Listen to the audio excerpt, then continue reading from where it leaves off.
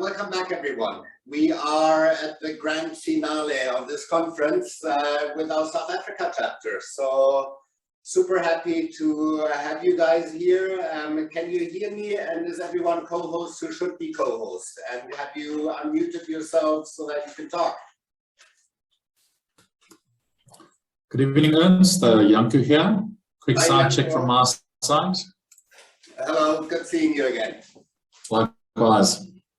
Good day, Ernest. Also just a sound check from my side. Perfect, sounding good.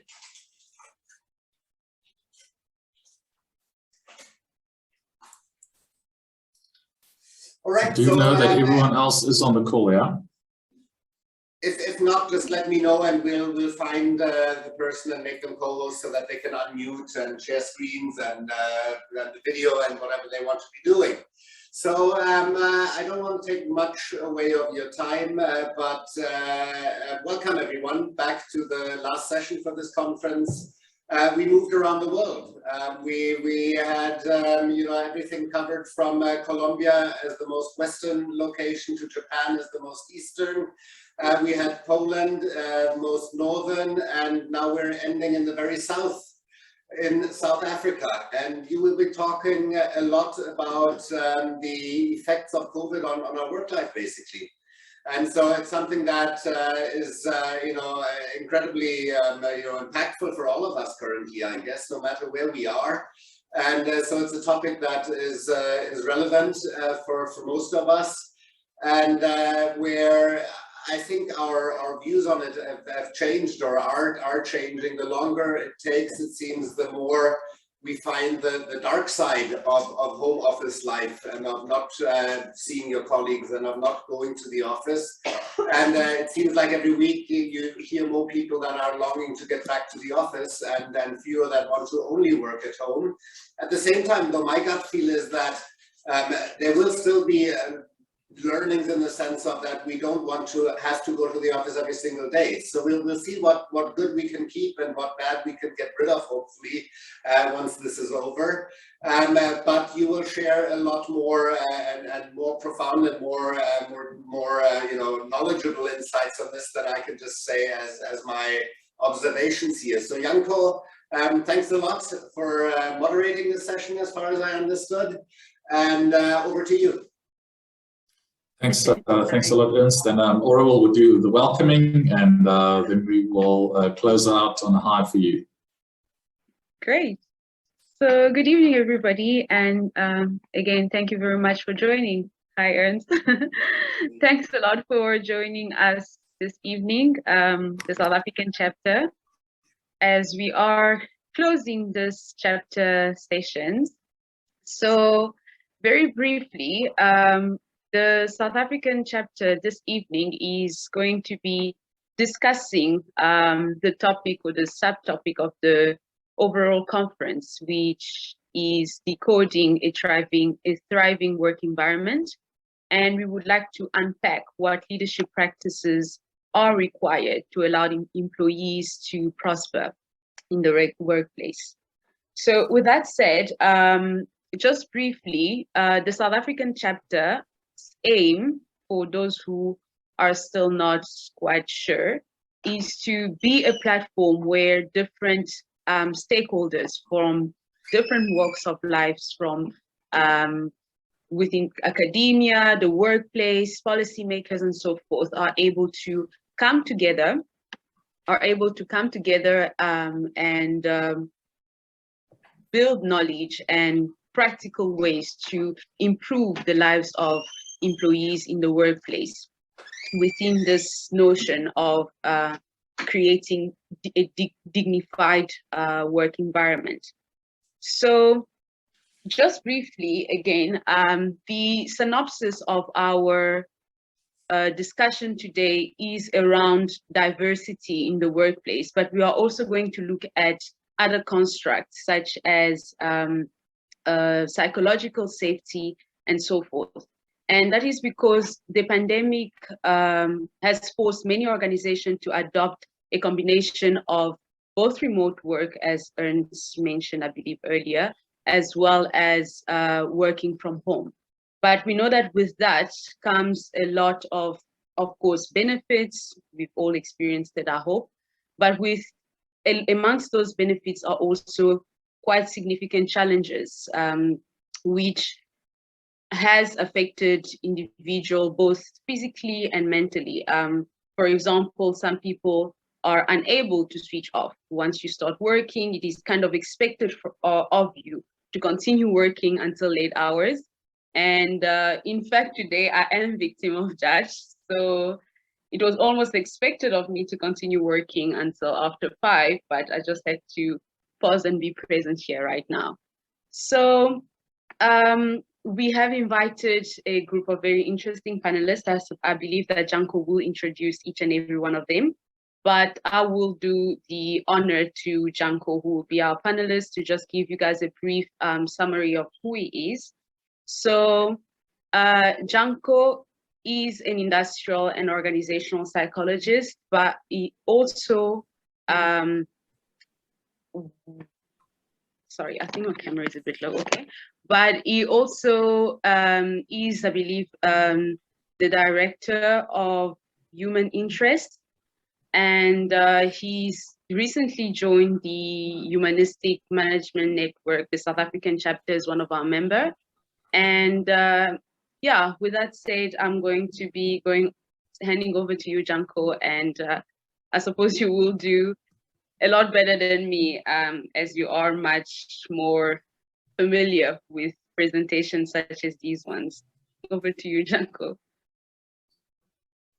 Well, thanks a lot, and to Humanistic Management Network, thanks for the opportunity to just share and engage. I think we've got an exciting 2 hours that we want to spend with you. As Aura has said, we have got a rich panel. When we get to the detailed panel conversation, I will allow and invite, rather not allow, it's not like I can prevent that. I'll invite the different panelists to, in their 30-second elevator pitch, just position themselves. But the way that we want to start off the session really is just by providing a bit of a contextual framework that will serve as structure for when we head into the panel conversation. So the first bit that we will be talking to is a little bit of a presentation that myself and my colleague Ilana Bischoff, who is also on the call, we'll just talk you through, and then we're going to dive straight into a conversation with our 3 panelists based on some of these capabilities that we will be exploring and discussing with you.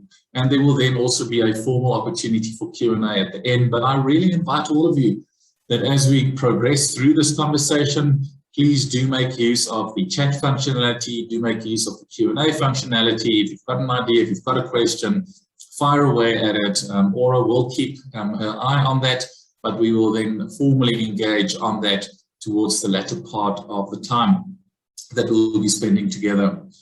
Now, as Aura and both Ernest has alluded to, the world of work has changed, and we found ourselves in a situation where you literally wake up to a new world every day. Like we in South Africa, we woke up to a new world this morning, with all of a sudden South Africa being on the red list to many, many countries, again, because of a new variant that was discovered.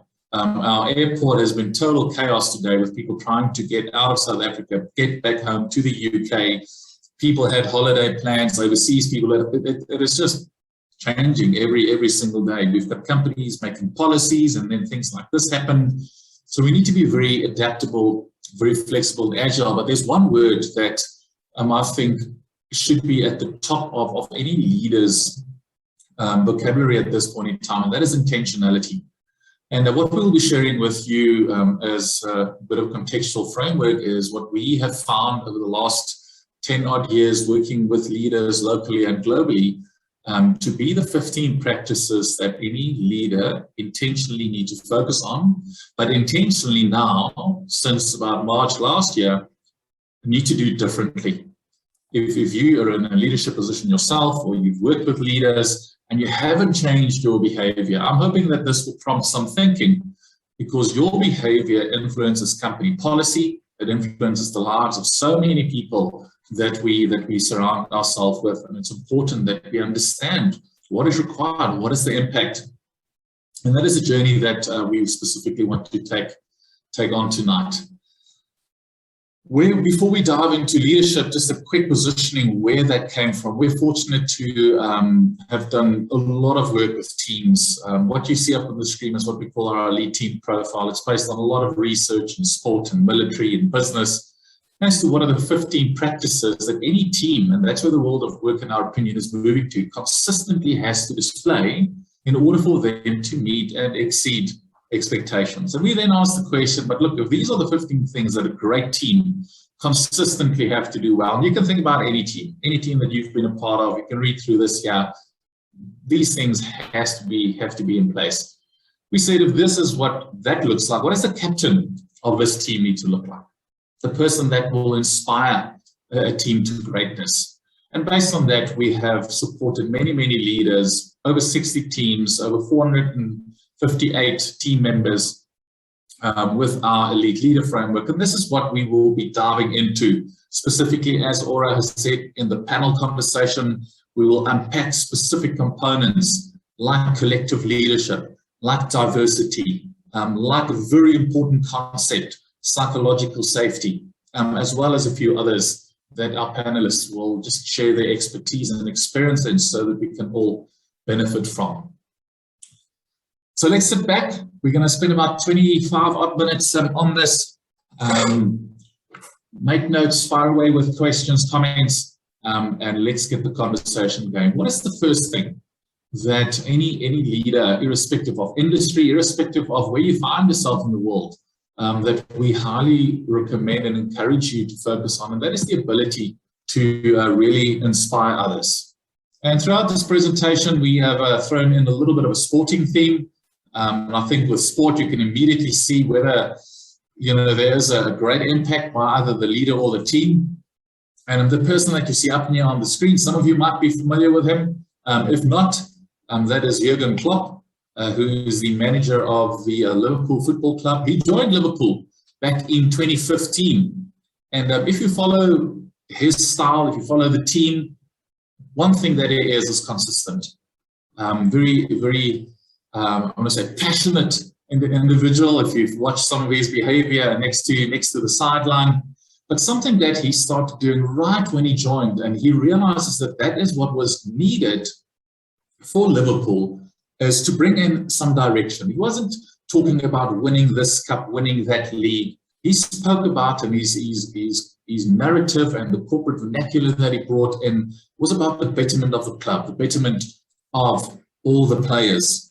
And that is a tone that he held right throughout.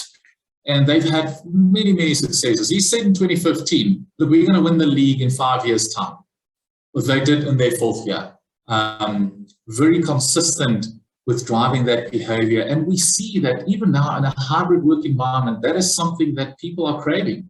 That is one of if you look at some of what the latest research is saying, that people say is company employees feel most disconnected from their corporate purpose, because potentially you're deprived of that opportunity to engage with your colleagues in that informal matter. Later on, we're going to talk a little bit about the power of social connection.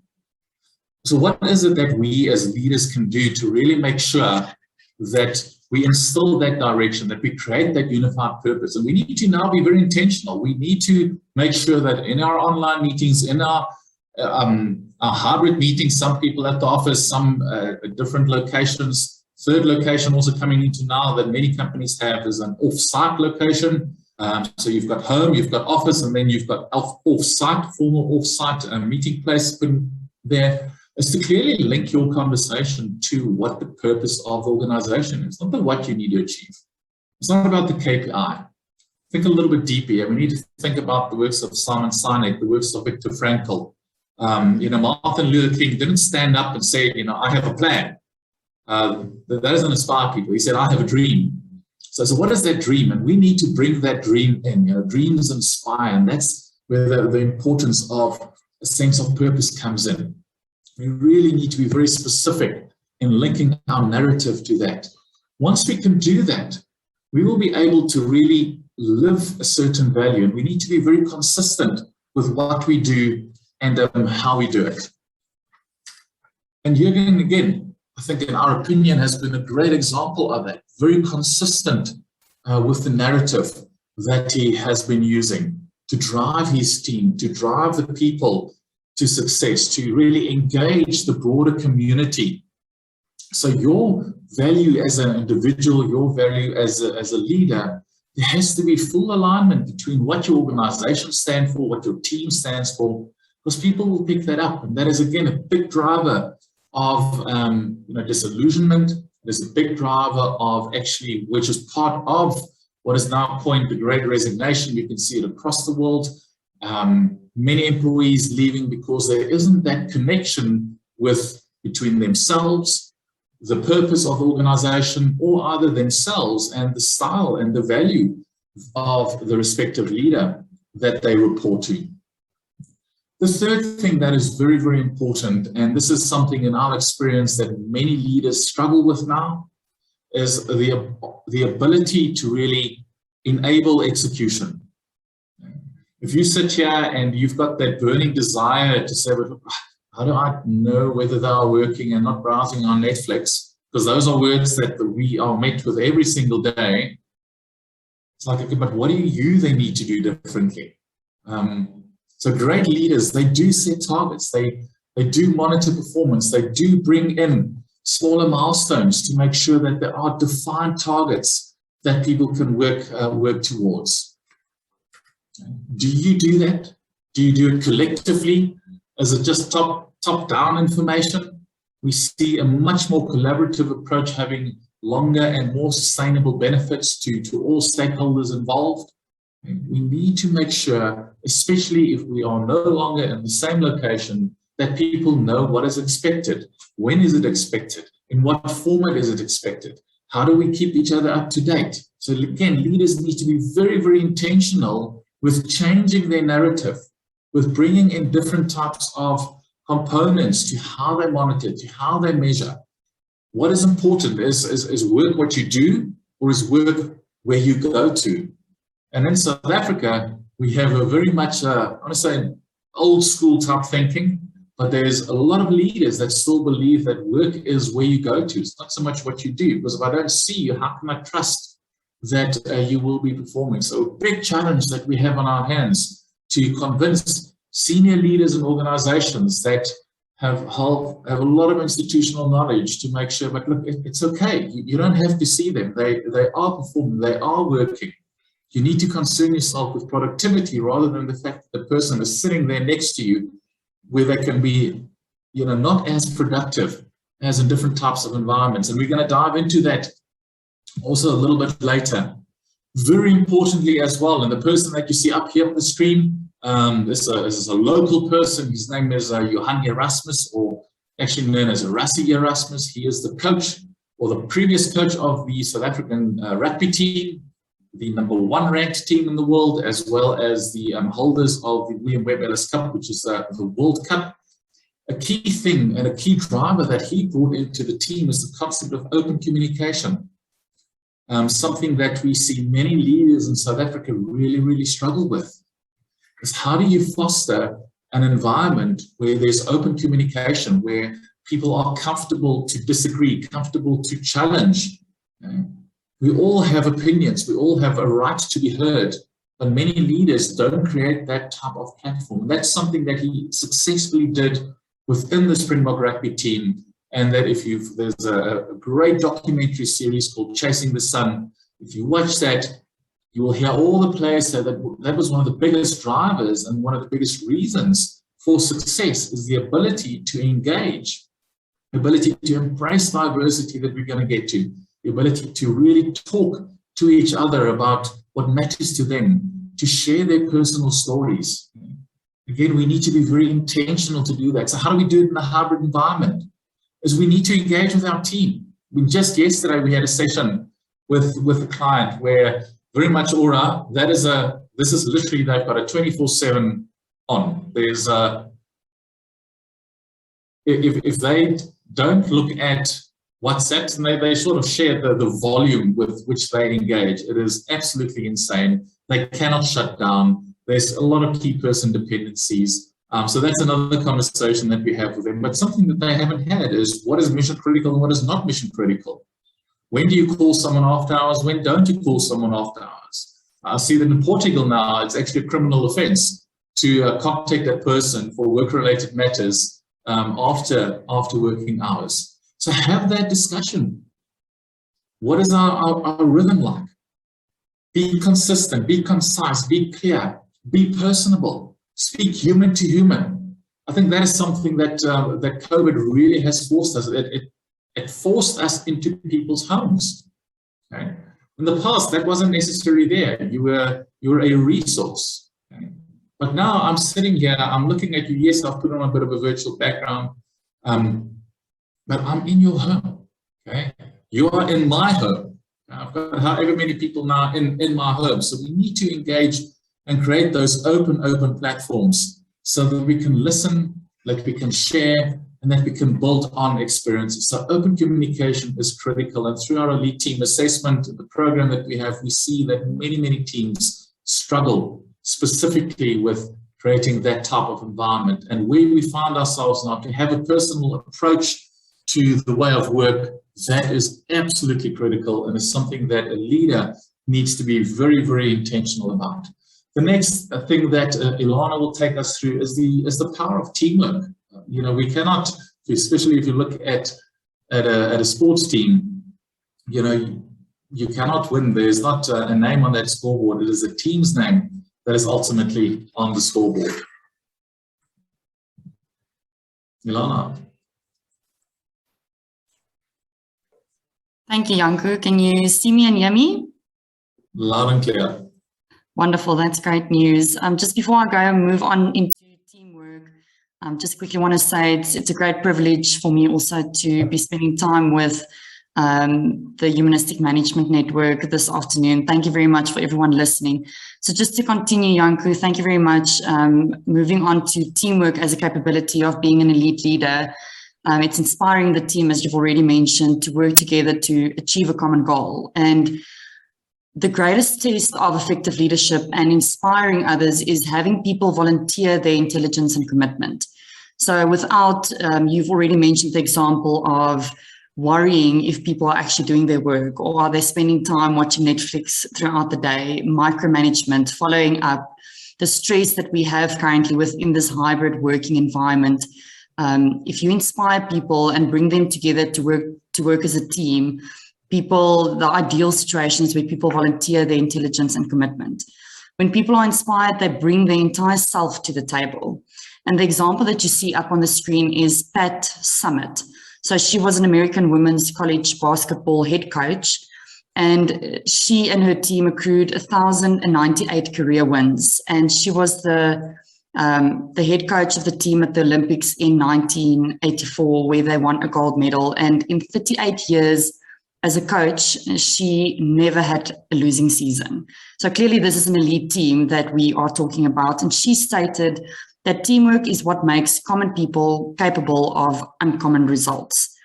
So I believe as a leader with a true passion for inspiring others, she was able to squeeze every ounce of potential out of the players. And if we go back to looking at the hybrid working environment, being the leader of a team is a huge responsibility.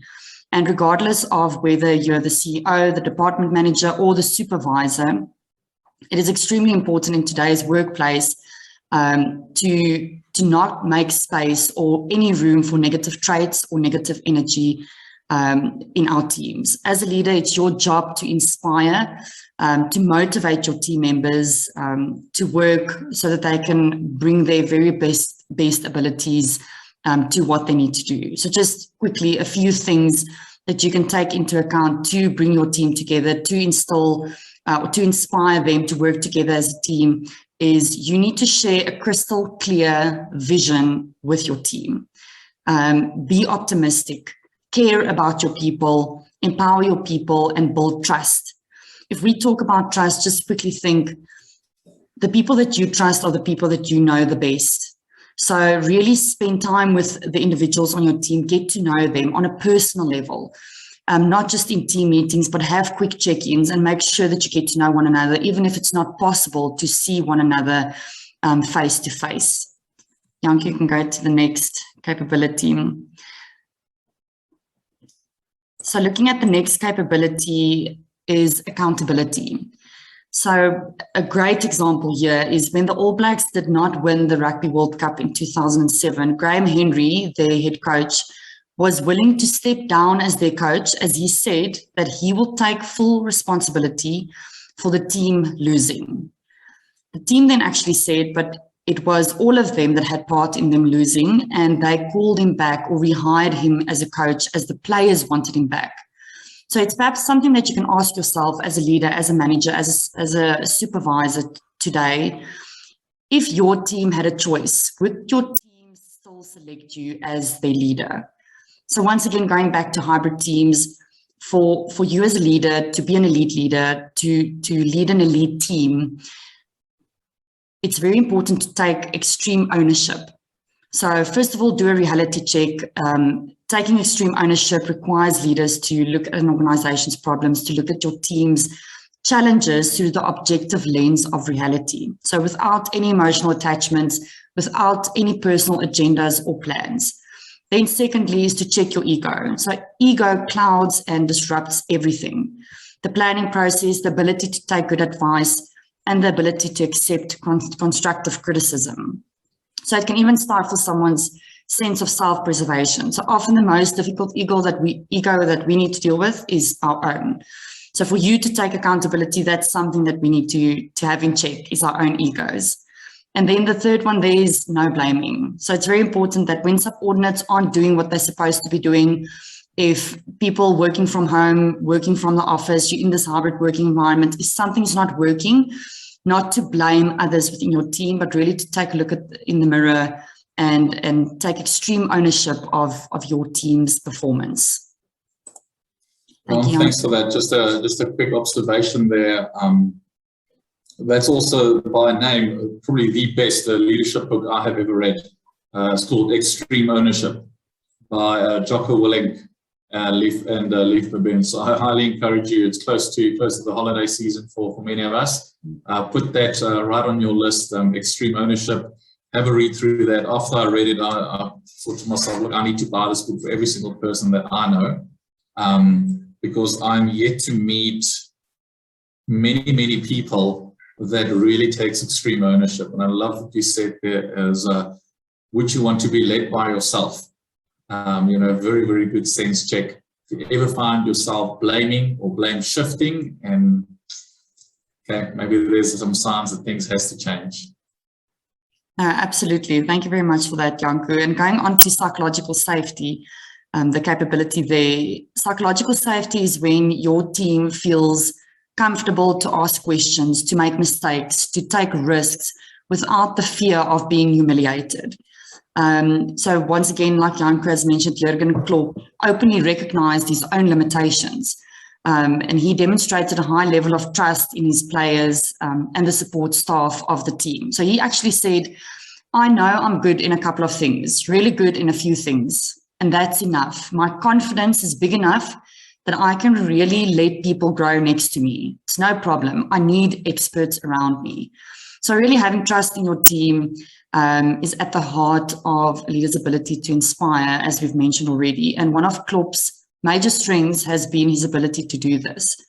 If we look at psychological safety in a hybrid team, there's of course a lot of challenges to create a psychological safe space as people are not sitting together physically anymore. But you need to, as a team leader, be proactive if you have a team that does not spend time face-to-face together. So if you have a team in this hybrid working environment, it's important to be proactive. So as leaders, get to know your team on a personal level, take care of them and be aware of your behavior, your words, your gestures, as the tiniest, the smallest gesture might shoot someone down an idea that they might have, and it can create psychological danger within your team.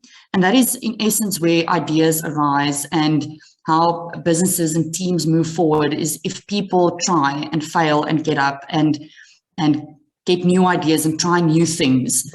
So if there's no psychological safe space within your team for them to try new things, to give ideas, your team, you can't aim to reach, to become an elite team and to win, if we're looking at the sports industry as we're looking at this afternoon. So another idea that we encountered this week with one of our clients is to create a psychological safe environment. It's important that we connect on a social level again. And one of our clients, they hosted a game show, and on the Thursday afternoon, so it was yesterday afternoon, they all had the opportunity to bring their own drinks, something to eat, and they hosted a game show, and it was completely just for fun. There was no work conversation involved, and they just connected again on a social level, of course, over their computers, but it's important to be proactive, to get interesting ideas, to connect with your team. Okay, so moving on to diversity management. So another great example, in 2004, the All Blacks asked the question, what is holding us back? And the reply was that they love being an All Black and feel privileged to wear the black jersey, but they didn't like the culture and expectations around the drinking. So that's well known, the culture that changed within the All Black team. And the fact that the team could openly speak up about the culture that they did not agree with, that changed the team forever, for good, and as I've said, yes, for the long run. They had an environment where various perspectives and various views were welcomed. So it's important to fully embrace and create a space for your teams to think differently. So if we say diversity management, it's not only on a physical level, so different backgrounds, different cultures, but truly how we all think differently.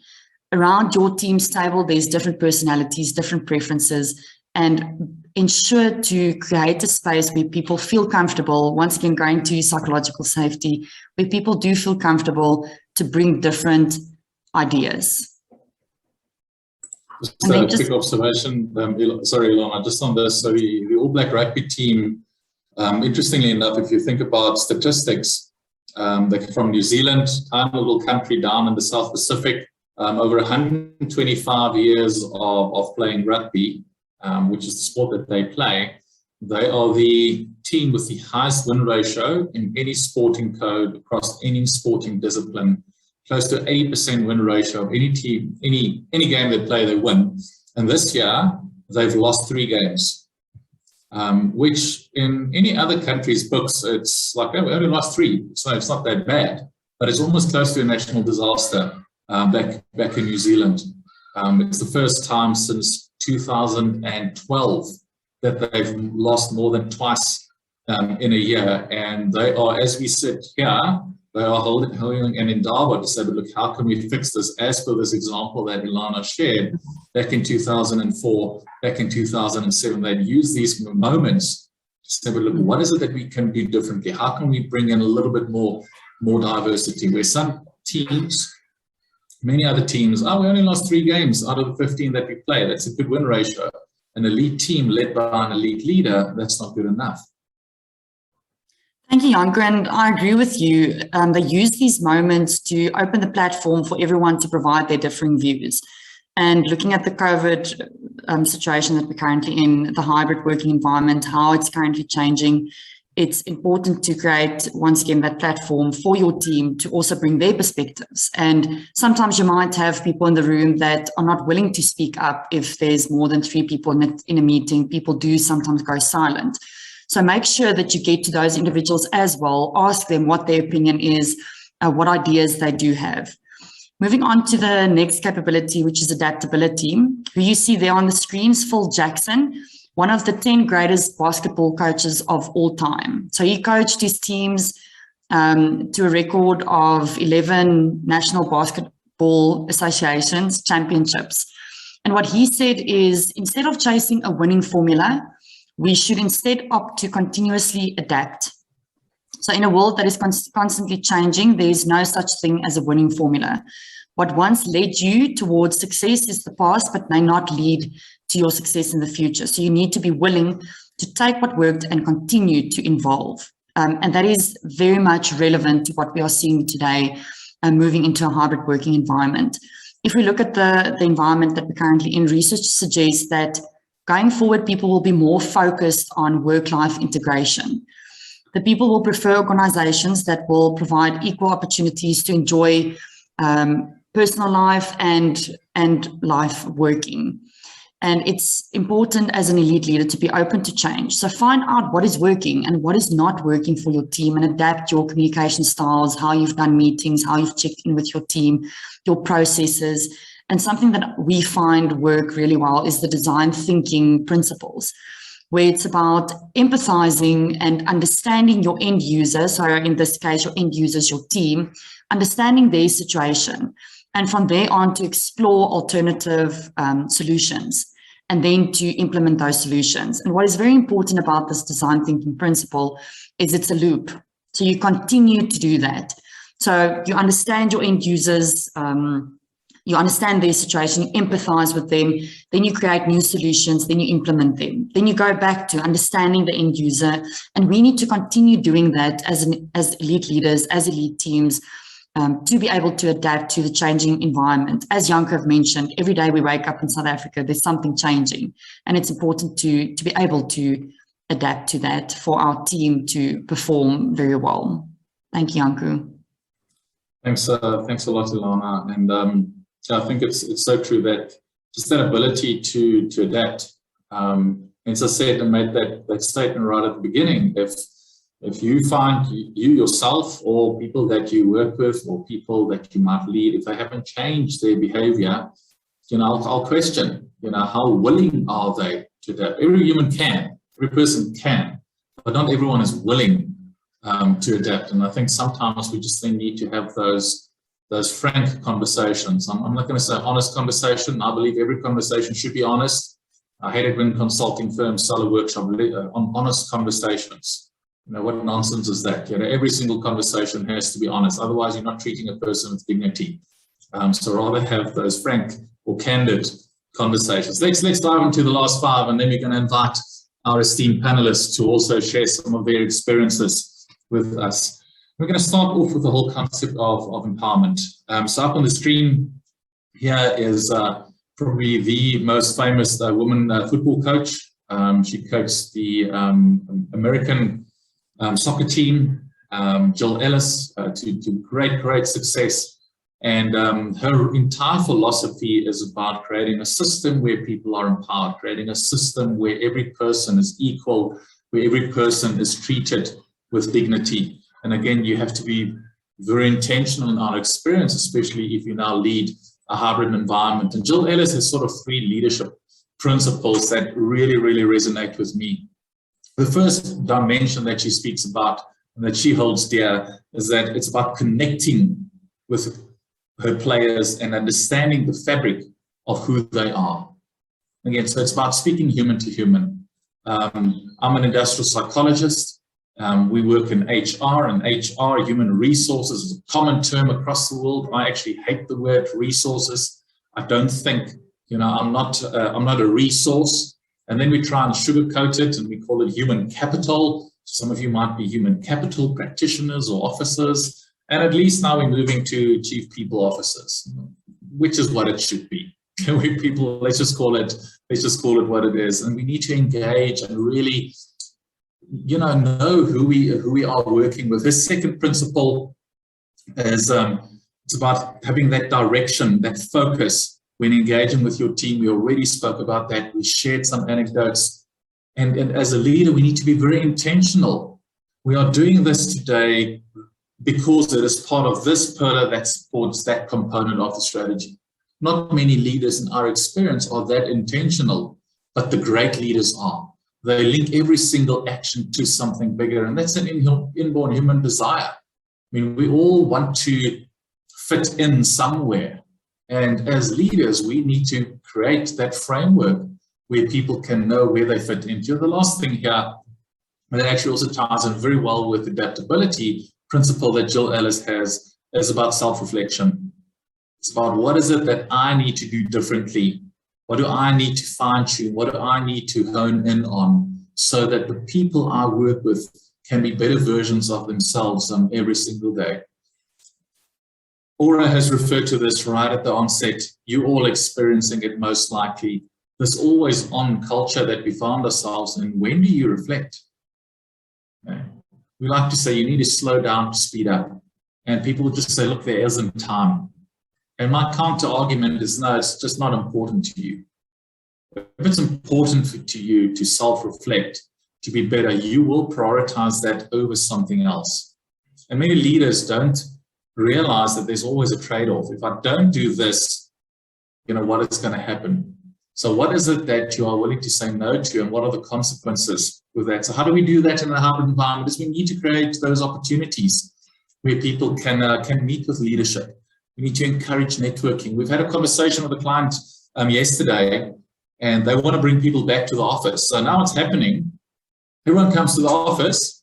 I go and I sit at my little hot desk. I put my headphones on just as I was doing at home, and I have all my meetings via Skype or Zoom, and I get up and I go home. And the argument is, but look, how's that then different? I might as well just have stayed at home. So we almost need to create a bit of an event, when people get to the office. There has to be almost something special where in the past, it wasn't necessary. So how do we really, really bring that in? The second thing after empowering others really is about recognition. Again, 2 words, in my opinion, that leaders don't use often enough is thank you.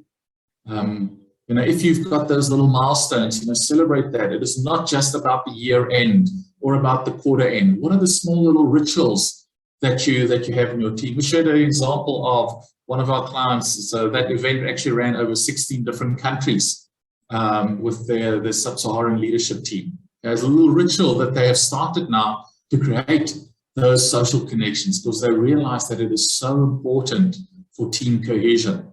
So what is it that you do, or that you encourage people to do, to make sure that the focus is on the effort that is put in, not just so on the on the performance? And I'm again just reminded here of the work of Carol Dweck.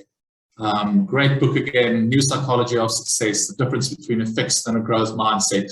That is actually what Satya Nadella, the CEO of Microsoft, used to turn Microsoft around. He read that book on one weekend and said, look, this is the type of culture that I want to instill here, where every person should believe that the sky is the limit. Okay? And you do that through recognition and through bringing in team rituals. The third to last is about the ability to optimize talent. A great book again by Phil Jackson, The 11 Principles of Leadership. Put that on your leadership, or on your reading list rather, is how do we leverage talent? How do we optimize talent? I think very often, you'll sit across someone when you interview, when you recruit, you see great potential, you want to bring them in because you see a spark in their eye, and when they come in, you just tell them what they need to do, how they need to do it. And you deprive them of that opportunity to really play to their strengths. And it is really as simple as creating a platform where people can share their strengths. As I said, we've been fortunate to work with many, many teams.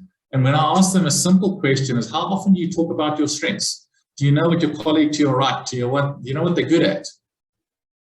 They don't. We need to engage and actively share that. These are my strengths. These are my development areas. And we see that great teams do that. They create a platform where they say that, look, this is not my strength. These are my development areas. And why is it so important for a team to do that? So that, first of all, I can encourage you, I can support you, and I can celebrate success with you when I see that there has been improvement in something that you are actively working on. Great quote here from Phil Jackson that I want to share with you. He talks about you need to let each player or each team member discover their own destinies. So one thing I've learned as a coach is that you can't force your will on people. I see many leaders doing that. You can't force your will on people. If you want them to act differently, you need to inspire them to change themselves. Just that. If you want them to act differently, you need to inspire them to change themselves. Again, talks to the type of environment that is really, really important for a dignified person to be a part of. Then we also need to have continuous conversations.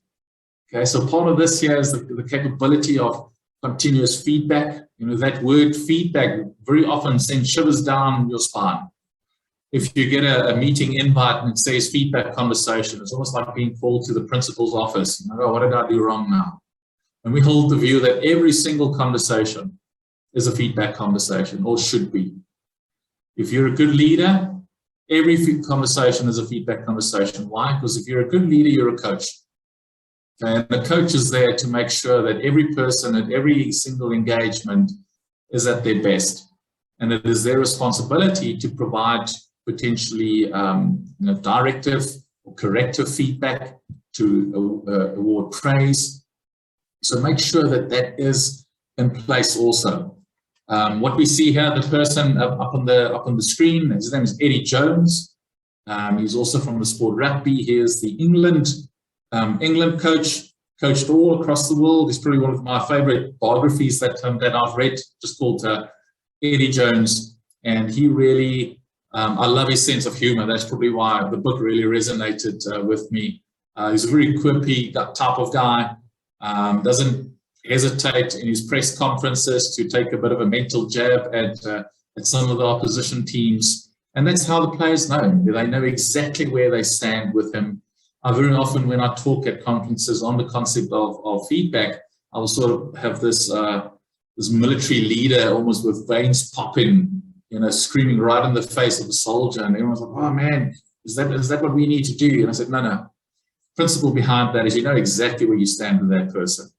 And that's a sign of that. And we need to create those opportunities. So rather see every single conversation as a feedback conversation. It's not just something that happens every quarter or when HR sends a reminder email that, hey, it's that time of the year, remember your performance reviews.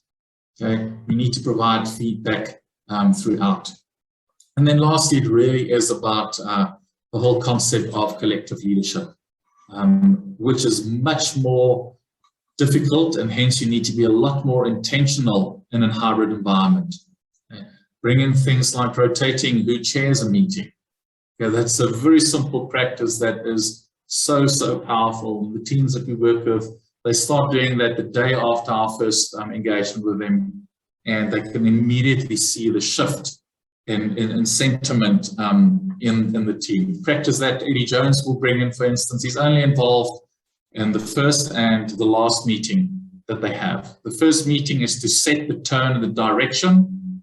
The rest of the meetings he's not involved because he's not taking to the field. He's not playing the game. He has to set the direction, monitor, provide updates, feedback, and then the last meeting is to acknowledge the effort that was put in and to wish players well before they actually take to the field.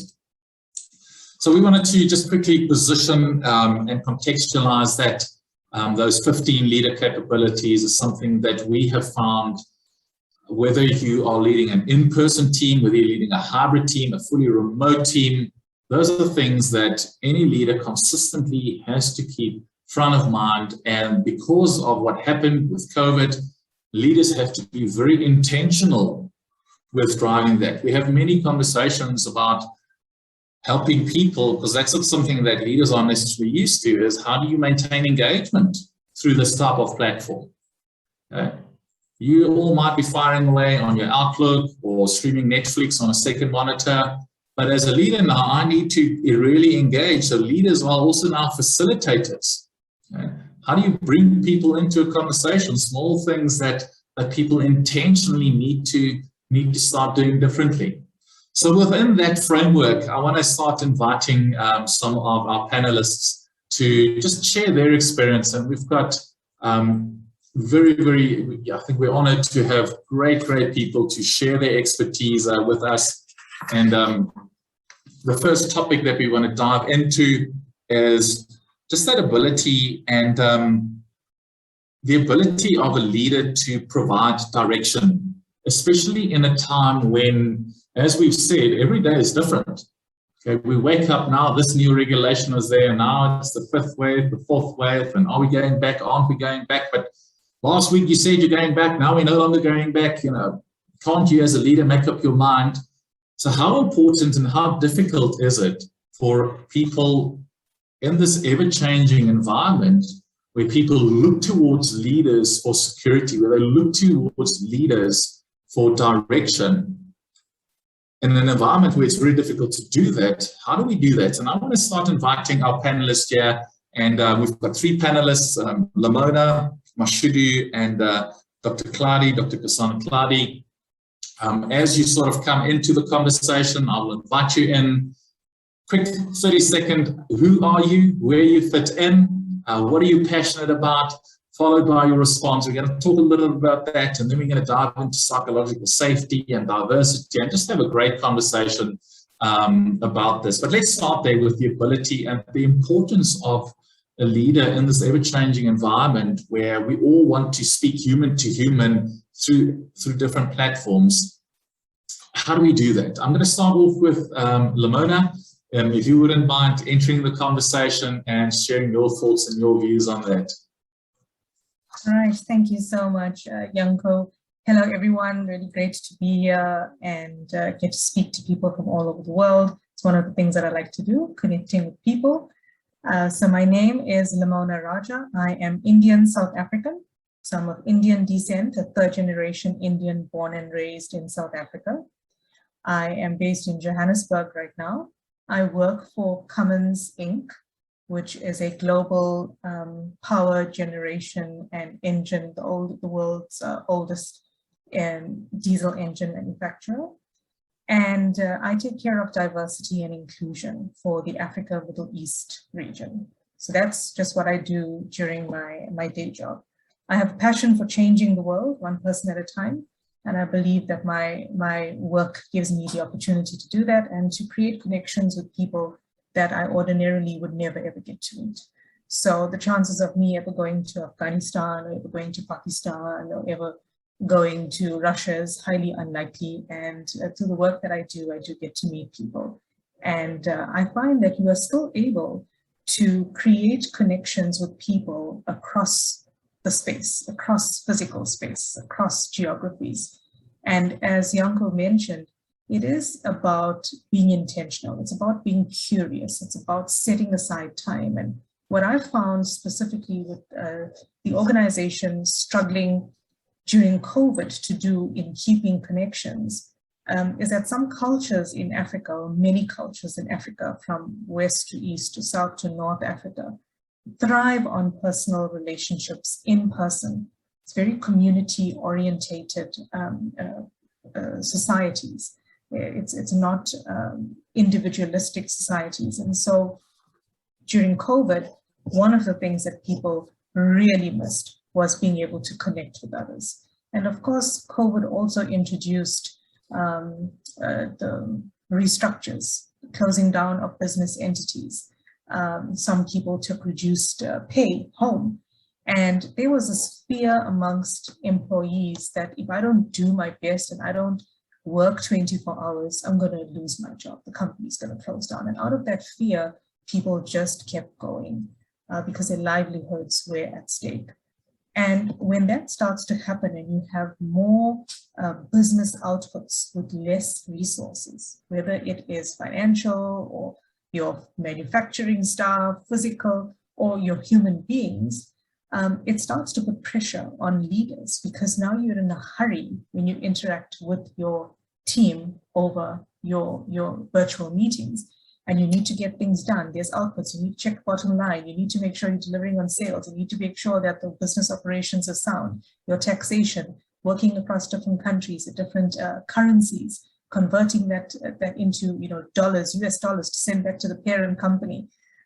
It's a lot of pressure. And so people started to miss that opportunity to just connect with people like you would have done when you pass by someone's office, or when you pass by the water cooler, or as you're seated in your relaxing areas in the organization, in the physical offices. And so, Yanko, that became the biggest gap. And I don't think it was because of bad intent. I don't think any leader woke up in the morning and said, I'm just going to ignore all of them and just, when I interact with them, I'm going to ask them, what's your sales? What's your sales? What's your sales? What's your contribution? And that's it. No one really did that. But no one realized that by chasing the output and not connecting with the human and just checking on, how are you doing? How's your family? How's your children? How's your cat? How's your dog? How are you coping with working from home with this lockdown? your child is now being homeschooled. How are you managing that? How are you and your family managing that now? You know, you're no longer sending the child to school. So not being able to check in on those things left a big gap for a lot of employees and increased this feeling of isolation, disconnect, as you mentioned, and disconnect from the purpose of the company, not knowing what am I really doing, or how is my little role in this little part of the company, in this little corner of the world, contributing to what the company is doing.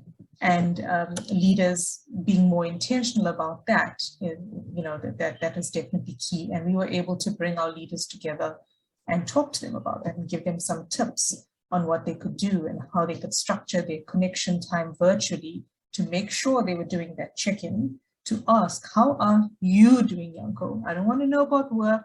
I don't want to know about your schedule. I want to know, how are you doing? What can I help with? Is there anything that you want to talk about? And even if people don't open up, the fact that you've asked is a huge step.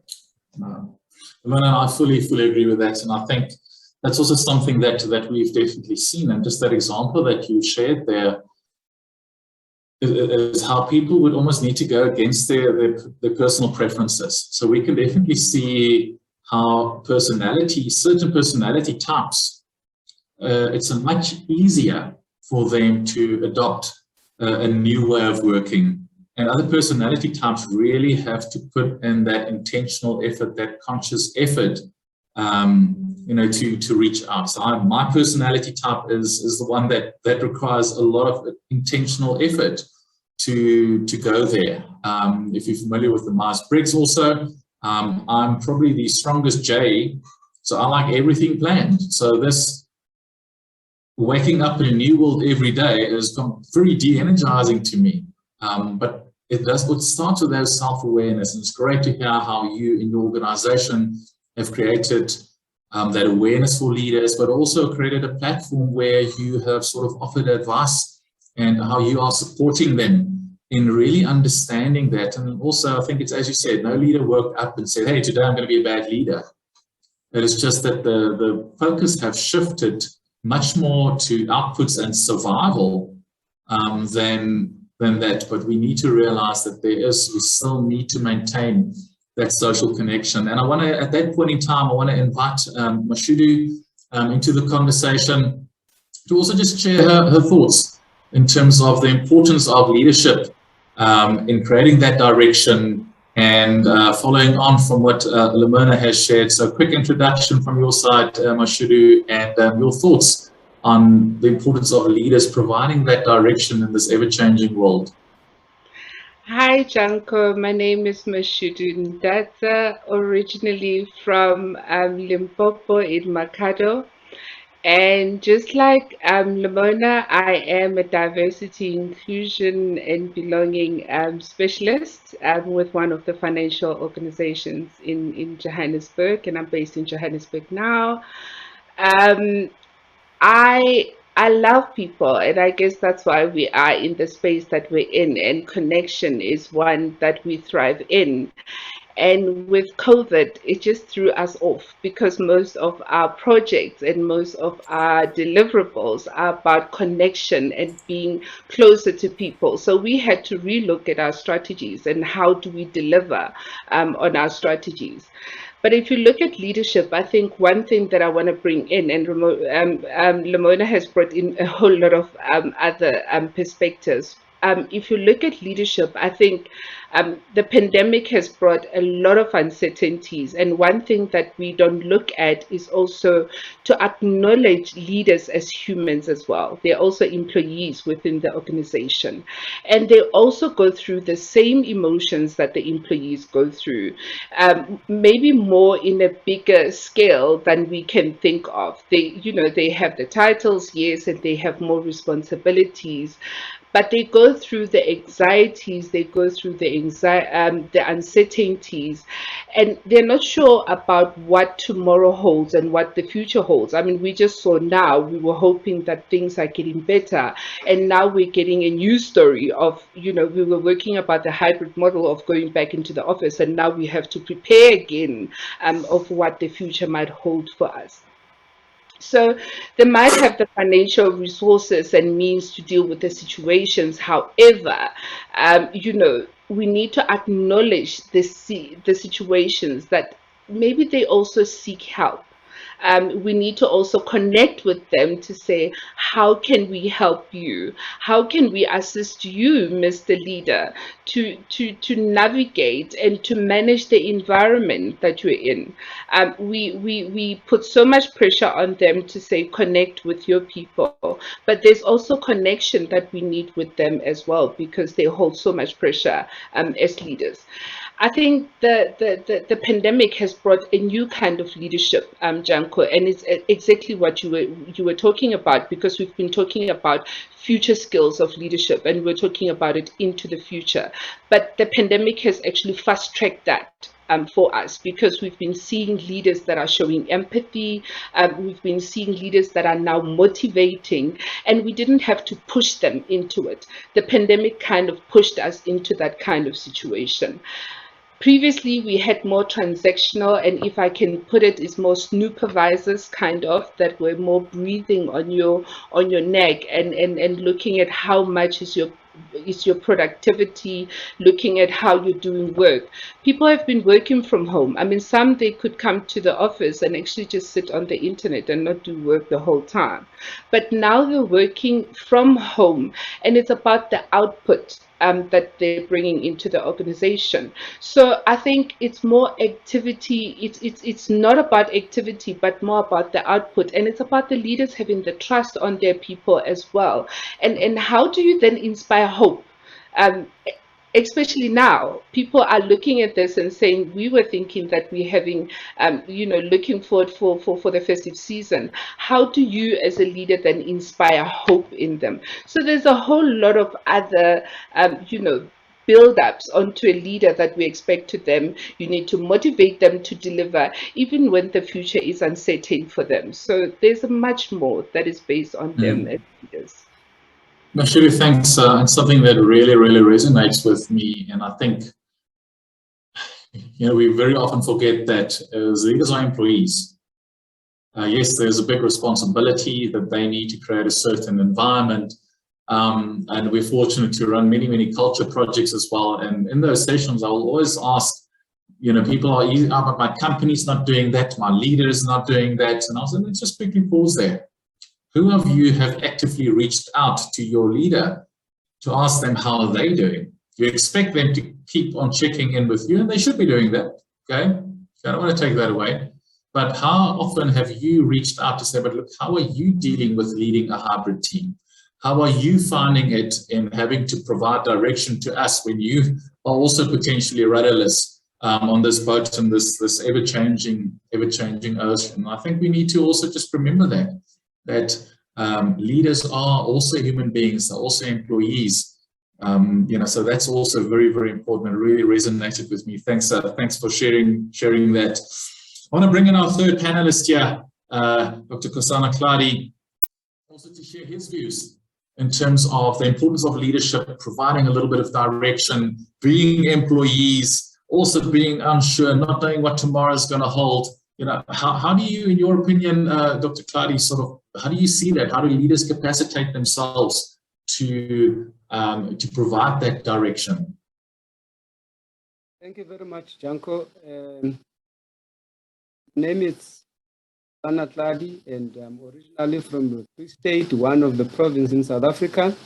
And it's a pleasure for me to be here as well to engage with different spheres of our country so that we can understand how our leaders are dealing with issues of workspace. Having said that, I think my input will also be linked with our latter, panelist members, because you earlier mentioned the issue of intentional discussions or intentional, communication between yourself as a leader and your teams.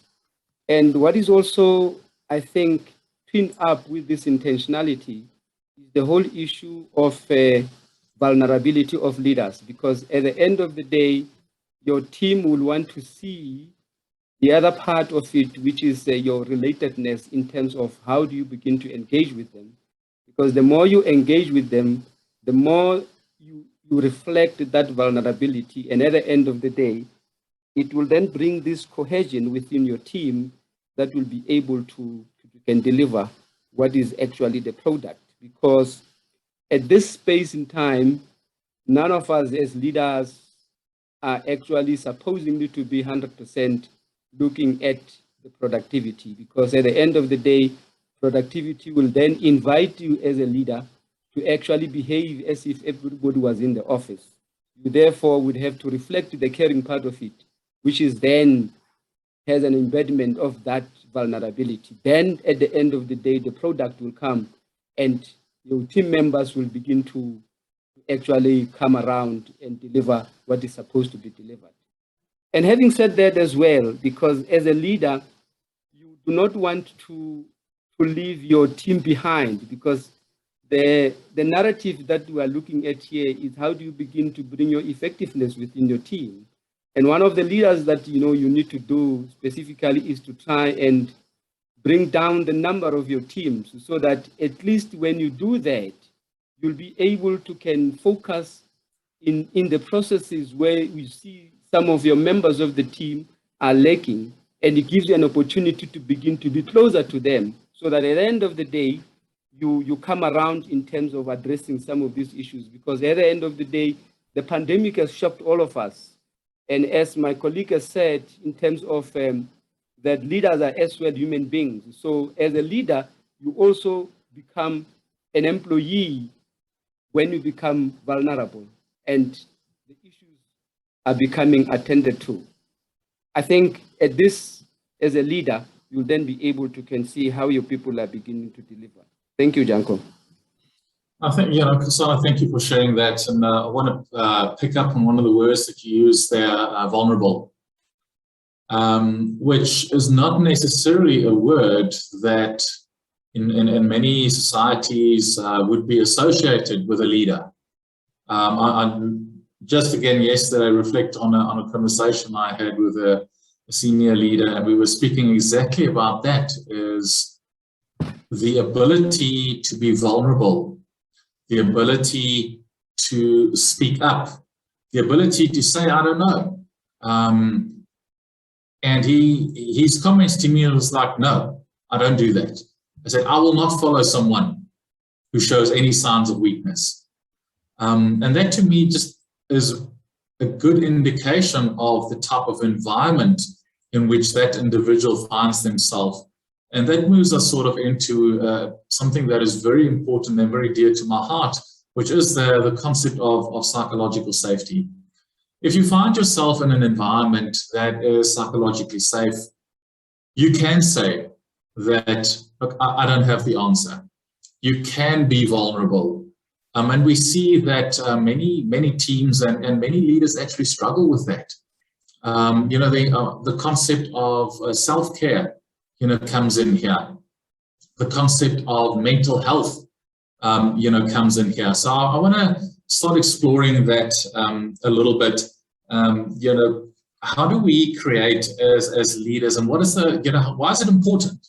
I think let's start there. Why is it so important to have this space where people can speak up, where people can say, look, I'm struggling. I'm an employee. I can vividly remember last year. There were so many roles that I had to play at exactly the same time. I had to provide direction in the business. I had to be a father to my 2 children. I also had to be both the math teacher, the science teacher, all at the same time. It was highly stressful. But fortunately in our firm, we created a space where we can say that, look, I'm a little bit overwhelmed. It is still, unfortunately, something that is frowned upon in society. Just reflecting on what happened recently at the Tokyo Olympics. Simone Biles from the United States, who spoke up about her mental health challenges. Said, look, I'm not in the right space of mind to do this. And, the couch potatoes just chastised her and said, oh, she's so weak and this and that. It's like, the past weekend we had an Ironman event in South Africa. It was down in Port Elizabeth.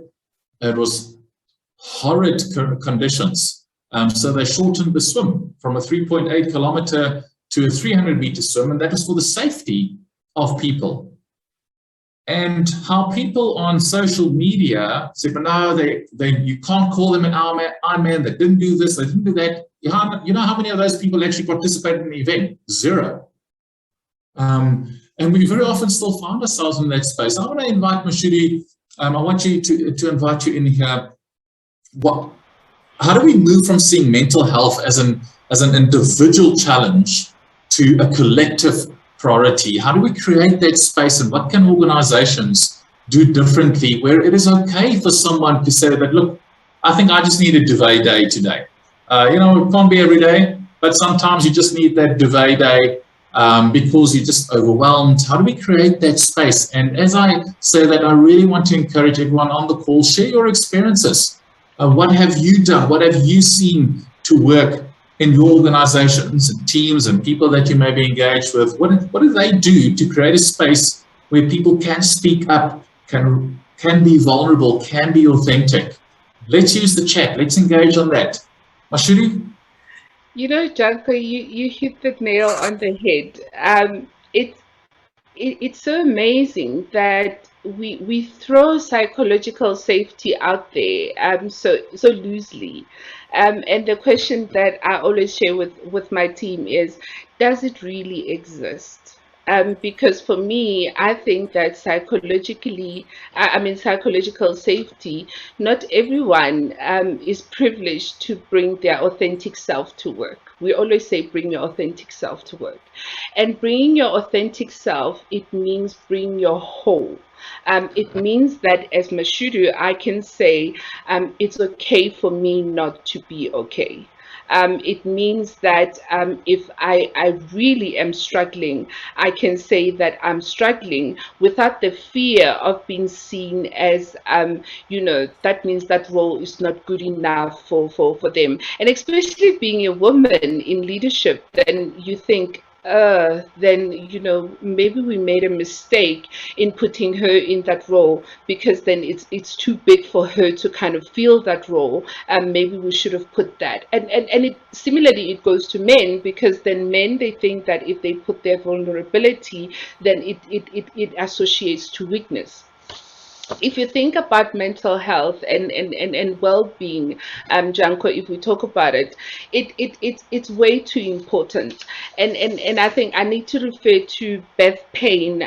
She shares about 5 resilient factors that they kind of resonate with me, that it's important to have self-care. You look at your physical activity, you look at your health, how you're eating, you look at your sleep, because taking time to recover, it is essential for you. I mean, that's an essential need.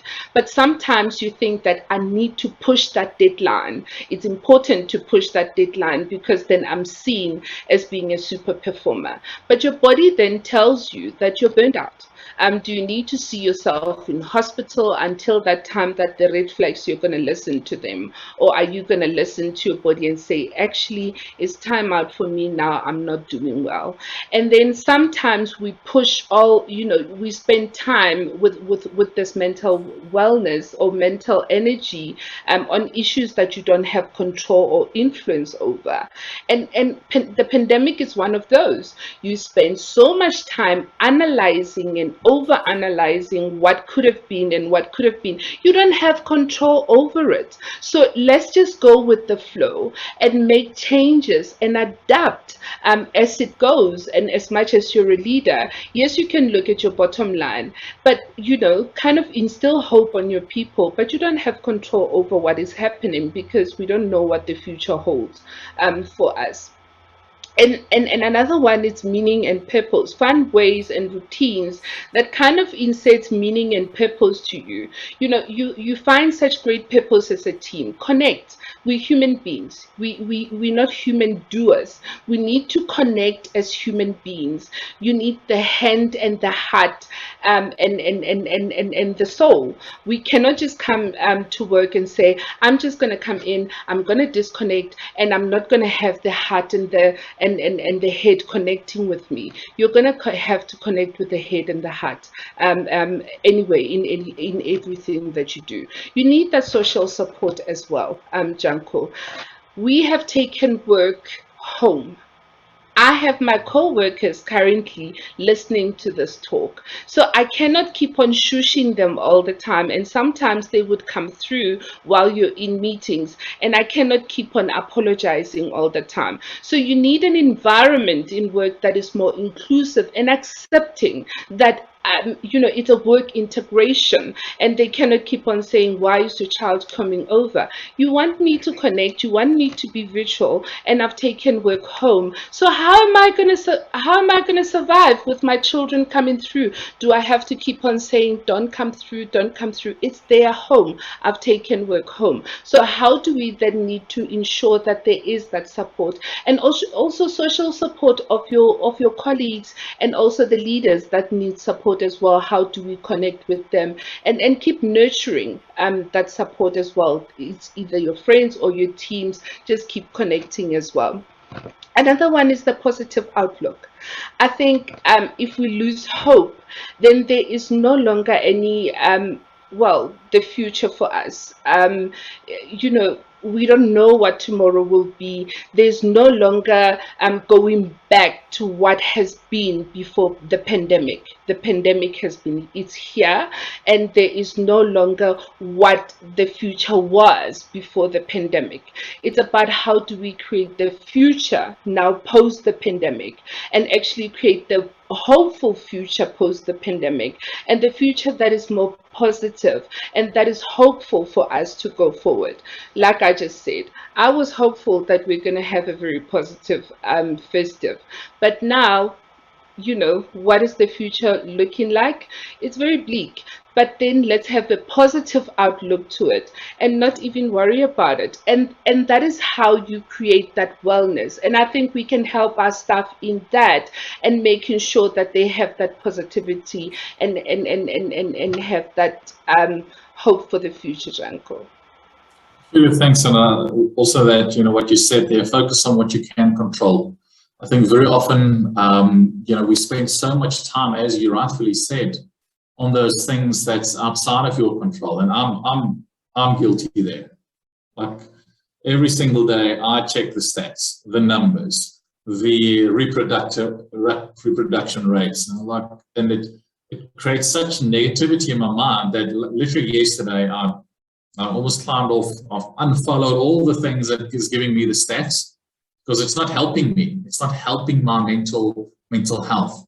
So what is that brings you hope? What is those things, those small little milestones that you can look forward to in these times of uncertainty? And I think great practical advice shared. Thank you. Thanks a lot for that. I want to hear and invite Dr. Claudia in to also share, his thoughts on really creating that space where you can be vulnerable, maybe adding a little bit further. And I think one thing, Dr. Claudia, that I know you're quite passionate about is the concept of engagement as well. If we find yourself in an environment where you cannot speak up, we see that there's a direct correlation between people actually resigning, people leaving and seeking greener pastures. It drops in engagement, and we all know what the research says, that is associated with lower engagement. Is how do we create that space then where you can say, look, I don't know, I'm struggling, I'm coping. Let's hear what you have to say. Thank you, Janko, once more. Let me go back a step backwards to take you through the presentation earlier that you made. And one of the things that you mentioned about the capabilities is enabling the execution. And I would like to take a bit of a journey in linking that pillar of, the enabling execution, because the unfortunate situation is that at this point in time in our country, even before the pandemic, the mental health was an issue. even before the pandemic. The statistics and the reflection of our country, for an example, is an unfortunate situation that mental health became the key issue within our working space. Now it has been compounded by the pandemic as we speak now. Then you find leaders being wanting in their own space because they are now being forced to become the tools that will enable their teams to be productive and effective. And until such time that as a leader, you become a catalyst that will create that conducive environment for your team to perform, you will then be enabling or failing your staff or your team to actually become engaging with you. And I am tempted here a little bit, you say, Janko, to talk about, few things, because the unfortunate situation is, if we are not going to be leaders that will accept that in our own space, with the title that you have, you become an employee and a human being before. And as you go on, you need to be changing the mindset, changing and creating a positive environment as a leader, so that the mental space of your team could be positive, so that at the end of the day, you give them an opportunity that will bring good news for you and that will bring a collective approach. Because gone are the days whereby mental health was supposed to be an individual issue. It has now become a collectiveness where all of us within our social space, within our workspace, we're supposed to be engaging one another. And you said and put another question there in terms of, because at the end of the day, many a times, our own team members resort to withdrawal because I, as a leader, or I, as a team leader, I have not created a conducive space enough for them to can be vulnerable with me. Because at the end of the day, continuous open communication becomes an important factor, so that we can begin to be in a good space of mind to engage one another and bring the results. Let me pause there, Janko, because I think there are two things that I've picked up here in this discussion. Because if I'm a leader and I'm not an enabler, if I'm a leader, I'm not a catalyst, unfortunately, my team is not going to perform the way I want it to perform. Therefore, this vulnerability of me being a leader suggests that and compound me that I should actually be a catalyst, an enabler in the midst to make sure that we deal with and navigate the mental health problem, and making sure that our team members do not resort to a resignation or leave the team. Thank you, Janko. I love the words that you use there, Kusana, that catalyst, and that, it's so cliched, but it is so true. You need to lead by example first. If you're not willing to speak up and you're in a leadership position, that is the first step to create psychological safety, is to be vulnerable yourself. Cannot expect others to be if you're not. And I want to invite Lamona in here now as well, but I also want you, Lamona, to sort of start diving into the third component that we want to talk a little bit about. So it's both. So I think there's a nice little transition here, is again looking at the concept of psychological safety, speaking a little bit about the power of mental health, seeing it as a collective. But also in the same vein, if you have that type of environment, if you've got that psychologically safe environment, it is a lot easier, in our experience and opinion, to really leverage the power of diversity. So how can we create that space where people can speak up around mental health challenges, but also how do you create that space where, as a leader, the team, the system that you create, that they embrace people's unique identities, circumstances, the value add, and how do you know that you've got it right? How do you know that you have created a psychologically safe space where diversity is appreciated, where there is inclusivity, where you're not just invited to the party, but you're also invited to dance? If I can borrow that quote. Mm-hmm. Absolutely, Yanko. So some of the things that are coming to mind for me around psychological safety and its link to diversity is the reality that many of our colleagues face that we may not be aware of. So everyone comes from a different worldview, different past experiences. And some people have been taught to cover parts of their identity in order to show up in a certain way and be accepted. And when that happens, and you have a whole workforce who is doing that, it's called covering.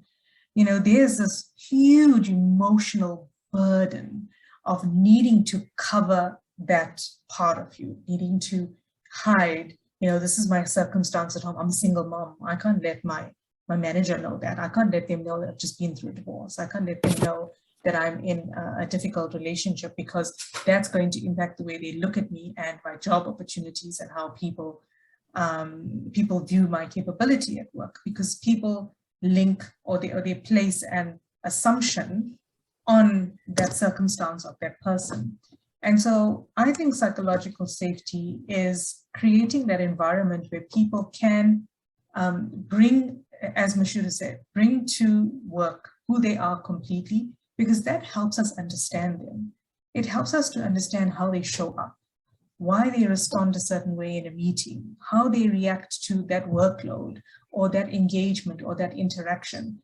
And that enhanced understanding only improves work productivity. It improves team dynamics. But where you have an environment where people are only supposed to show the parts of their life that are Iron Man and applauded by the world, then you are missing out on the other part of that person. And for me, it's about having empathy and recognizing that person's reality and understanding that my worldview and my circumstances is not what everyone else experiences. An example, a case in point, is some of the young mothers that I worked with, especially from the Morocco region. When the lockdown happened and they had the strict lockdown in Morocco, there was no schooling. And so they had to take care of their children, also from some of the Middle Eastern cultures. There was an expectation from the in-laws that the people lived with to serve a hot breakfast in the morning, even during working hours. Make sure the children are homeschooled, make sure there's a hot cooked lunch, tea time needs to be served. Like, there was this burden on them because of the cultural norms. And when there was poor performance, it's very easy to say, they're watching Netflix, right? When you don't know their circumstances and you don't know what the reality is. So everyone's background and individual life circumstances influences the way they show up at work. And when you create that psychologically safe workplace, you understand what's going on for that person, so you can help them to be the best that they can be and enhance their productivity, which enhances business performance. Without that, you're just going to have a broken system. So I think I really wanted to bring that in there. You know, the circumstances are different. For some people, their internet connection wasn't great at their homes. And so if you're in a team meeting where you expect people to be on video like this, that was not possible for them. Or they live in a very small house and they're working from their kitchen. And so if they put their background on without putting, a nice Zoom background on, you're going to see the stove and people were embarrassed. People were like, my home doesn't look like that. So just understanding where everyone is at and creating that environment and understanding what works for you. Tell me what's going on for you and how can I support you as a leader? What can we do as a team? That for me is that psychological safety. And when you don't have that, you're not going to get the best version of the person, the productivity, let alone the resignation, the great resignation. Productivity is impacted. Output is impacted. The business performance is impacted. And then you have people running around coming up with all sorts of projects and we need to rectify this and rectify that. We just get back to the basics, get back to being a human being. And you may fix so many of those issues and really get people to go the extra mile, people to put in that discretionary effort because they feel I'm valued here. The fact that I have my child, Mashudu, coming into the call and my boss says, hey, hi, how are you, Jackson? How are you doing? How is school? That's great. Come say hi again. That just makes me calm down and say, that's fine, because you're right. They're bringing, you're getting a peek into their world. And if you asking them to remove that and hide that, and you show up like a robot, or else you don't fit into this environment, we are not going to get the productivity and the business performance that all companies need right now. I love that term there, Lamona. Thanks very much for a very sincere contribution there. That term covering that you've used, and we've been fortunate in the lead team and leader programs that we run. You sometimes work with a person where they have almost, I'm going to say, lost their identity, because they've spent so many years wearing different sets of masks that if you ask them, but who are you really? Not who do you think you should be to fit into a certain culture. There's this silence that you met with. And love what you said, there's that it's really, create a space where no masking or no covering really is, I want to say, tolerated, to a degree. I want to hear from Kasana your thoughts on how do we create this? How do we create this space where there is no covering, where people can be themselves, which, again, in our experience, many leaders are actually struggling, to really embrace that example that, that Lamona has shared. Yanko, it becomes very difficult when you have a leader that does not understand the circumstances that we find ourselves at the current moment. Earlier on, you mentioned an issue about adaptability, and this adaptability challenges us to a point whereby we need to leave the old bad habits of operation within the working space. Because in the past, it was easier for you to just walk into somebody's office and say, thank you, you have done a good job. And it was easier for you to walk into somebody's office and begin to read the signs and the behavior and the body language that this person is not okay. And the unfortunate situation at this point in time, one would have to be smart enough to use the existing social platforms or to use the existing space that were forced by the circumstances to adapt, and make sure that you carry on with the process of making sure that your teams becomes healthy, your teams becomes productive, your teams becomes a team in themselves. And therefore, as all of us, you can sum it up: open communication, adaptability, changing to the circumstances of the environment will actually make sure that there's a leader, like it or not. And you'll find that because of the circumstances, most of us as leaders or any other leader will relinquish their job because they can't cope with the circumstances, whereas their team members are looking more than they were expecting when the situation was normal. So as leaders at this point in time, you are working overtime. And if you can't accept that situation over time, unfortunately, you are going to lose your team. Unfortunately, you are going to lose many of your members leaving the team because you are not visible, you are not connected to them, you are not communicating to them on a level of personal level, on a professional level, on a working level, because you still believe that you can't be vulnerable with your teams. Thank you. So thank you for that. And I think if there's something that this pandemic has done, is it really has differentiated between managers and leaders. I think very, very often in our experience, people get, I'm going to say, promoted to their level of incompetence. You're a great specialist, and because of that, because of your subject matter expertise, we are now just putting you in a position where you need a team or need to lead a team. And there's a difference between management and leadership, and today is not the platform to discuss that, but something that we have definitely seen is that the COVID pandemic and having to do things so intentionally different have revealed to organizations who their true leaders are and who should actually not be in a leadership position. We want to close out the conversation, Mashudu, with input from you on this specific topic. And then I want to, after that, really open the floor for formal questions from the, from the audience.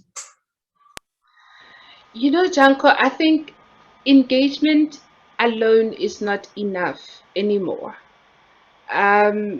We've seen leaders do surveys to do a dipstick to get kind of input from employees, but I feel that we're shying away from the real conversations. And from a South African perspective, we know that there are deeper issues that we need to look at. There is some underrepresentation that we need to look at. There's gender parity that we need to look at, not only for South Africa, but it's also a global issue that we need to look at. The pandemic has brought in GBV as the highest issue around the table. So there's issues that we need to look at. There's the isms that we need to look at. There's sexual harassment that is out there. There's still bullying that is happening within the organizations that it still impacts the environment. And those are the issues that kind of creates the environment, because most people, Janko, for now, when they look at jobs, yes, they still look at salary, but it's not the main driver of them looking at organizations. It's more, what kind of culture am I going into? What kind of leadership am I going into? Is it more of a inclusive leadership, or is it more of a parental kind of leadership or transactional kind of leadership? What kind of people am I going to work with?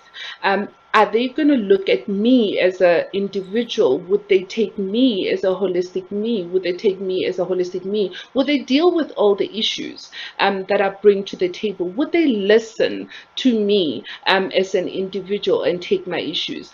I like what you said, that, our profession has gone through a whole lot of transformation. We've been called I think for those and not giving my age, we've been called personnel. I think it was personnel before, and then we moved to human resources, and then it went into human capital. For some, we've even transitioned to people and culture, which I think we are in the right direction, because now we're looking at people and we're looking into culture. And how do we then ensure that leadership is moving with us when we say people and culture? Because I think some of the leaders, they still see us as paper pushers. They come to us when they need leave. They come to us when they have an IR issue or ER issue, and when there is real issues to be discussed. When you say to them, let's talk about racism, they look at you with open eyes and like, Mashudu, are you crazy? Do you want to break my business? Let's talk about privilege, and they're like, whose privilege? Is it a white privilege or a black privilege? And you're like, privilege, and in general, because there's privilege within the organization. And immediately when you bring bullying, they're like, where was the problem? How do we solve it? In which business area is bullying? And is bullying in general? Let's talk about these issues and actually be realistic about these issues, and the more we talk about them, the more we'll be able to change the environment and be deliberate about it. And I think it's about being deliberate. So if leadership is not deliberate, there would not be any diversity or belonging or inclusion, because those are output. I like the metaphor that you said, because we can invite, diversity is being invited. That is easy to do. We can diversify the organization.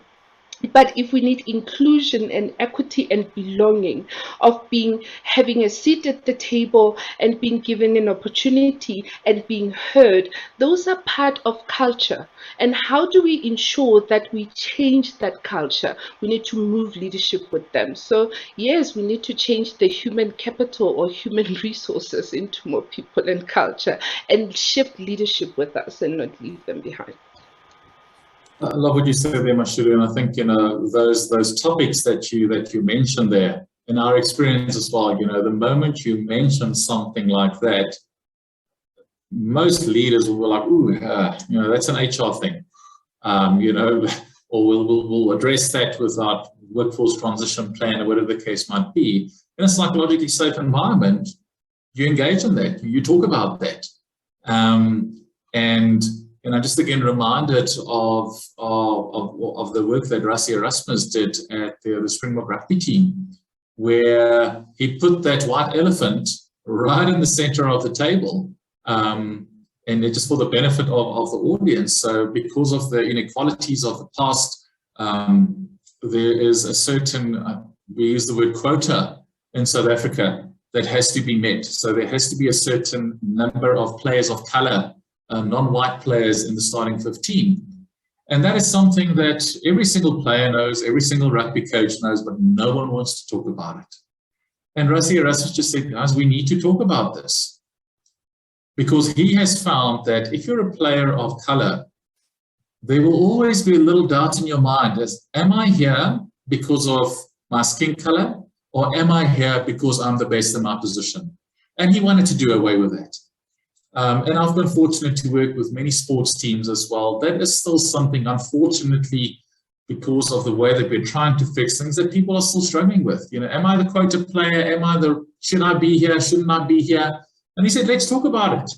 And if you watch Chasing the Sun, if you listen to what people say, they said, look, it was hell of an uncomfortable for about 2-3 weeks. And then it was fine. Everyone got over it. Everyone spoke about it. Everyone understood what their role is, how they contribute. There was no more elephant in the room.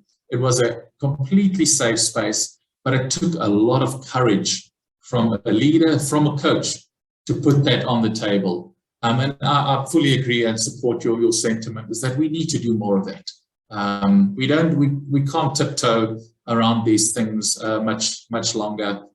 We need to create that space where we can comfortably talk about these potentially uncomfortable things. They're just uncomfortable because we make them uncomfortable. But if we create that space where there's diverse views, there's open communication, it'll be a lot easier. And we're going to create a space that resonates with every single person, where there is no covering, where you can take off your mask, where you can be your authentic self, where you can bring the value that you add to the table. And I think the opportunity is there now. And I just want to reiterate what I said. I think what the COVID pandemic has done is it has revealed the difference between people that can do it and people who can't do it. And I think organizations need to make potentially, difficult decisions where this person is not cut out to be a leader in this new way of work. Okay, let's find a space where we can leverage their strengths. And we see some of our clients have started to do that. From my side, I want to pause there. I want to thank you. Big thanks to Lamona, Mashuru, and Kusana for your contribution. I see there has been some chat happening in the chat functionality. So thanks a lot for that. We have come at the point in our 2-hour time slot where I formally want to open the floor for further conversation. From anyone on the call, anything that we shared that resonated with you, let's engage on that. Anything that was shared that you fundamentally disagree with, let's discuss that. This is a psychologically safe space. So let's engage on that. We've got some formal opportunity to do so now. Any questions that you might have, make use of the chat functionality. If you want to enter the conversation, please just do raise your hand. I will unmute you from my side. Let's continue now.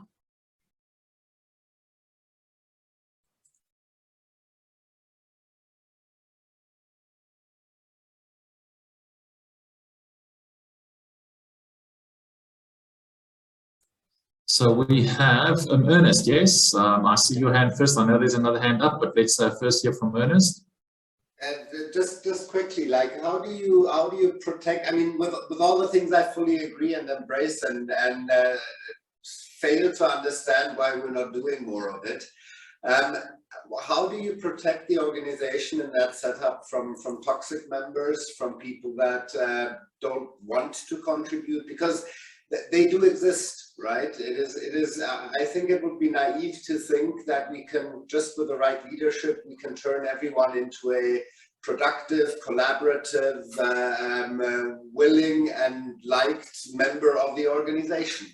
So how do you respond when you fail, no matter how good your leadership is, to engage someone in a way that it's a valued but also valuable member of the organization?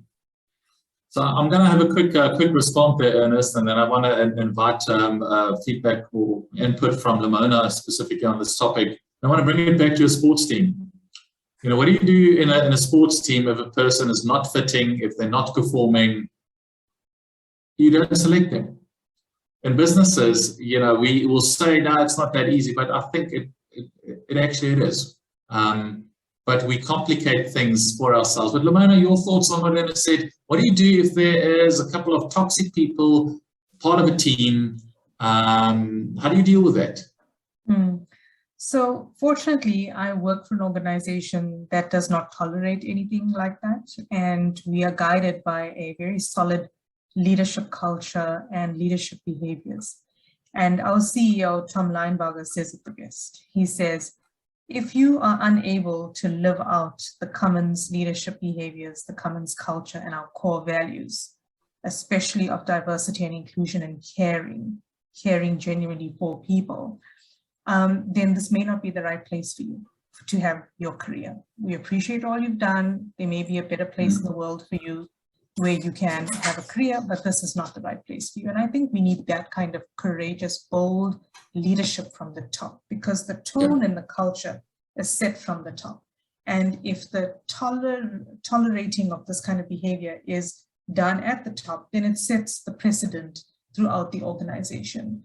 And there are many people who have been rock stars in the technical abilities of their job, but have not made it to last in the company because they're unable to live out the core values and unable to demonstrate the leadership behaviors of being authentic, being authentic and building trust, vulnerabilities, because these are the things that we look for in leaders.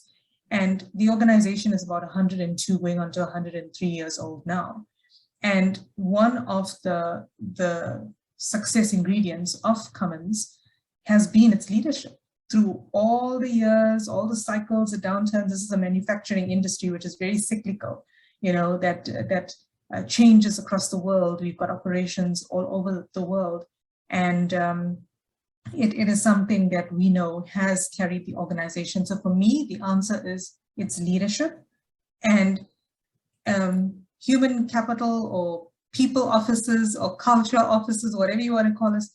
We have a role to be courageous communicators and unearth and show or shine the spotlight on where we see there is, a cancer in the organization.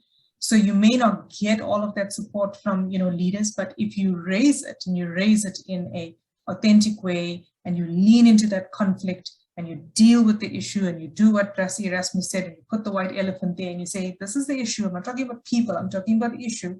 Let's focus on the issue. Then we can contribute and we can be the catalyst. As Kasana said, everyone has a role to play.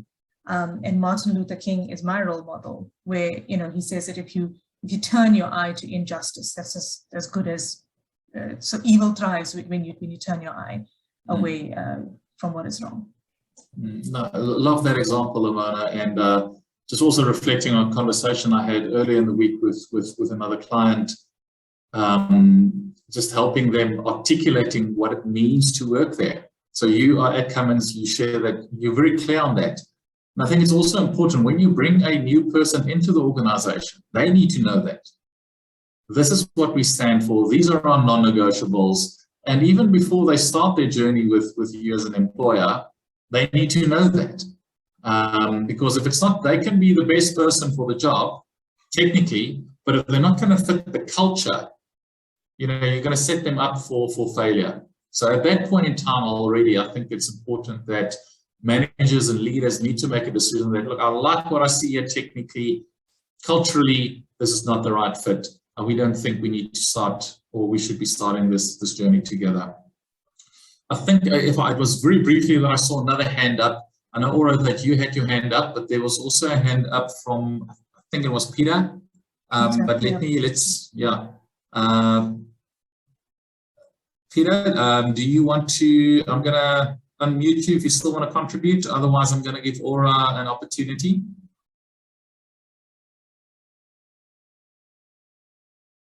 Okay, so I think just a nice acknowledgement from Peter coming through in the chat. Aura, a question from your side? Well, I'm first going to kind of answer to Ernst's question and also add to what Lamona has said. And I really believe that the human capital or human and culture department needs to really be diligent in bringing in people who fit with the organization culture. And I think that element is often missing. They are, whereas the idea is when hiring to first identify cultural or organizational fit before, instead of first focusing on does this person have the required skills and knowledge and things like that to contribute to the organization. So I think I read not so long ago, I think an article, and in it there was a quote,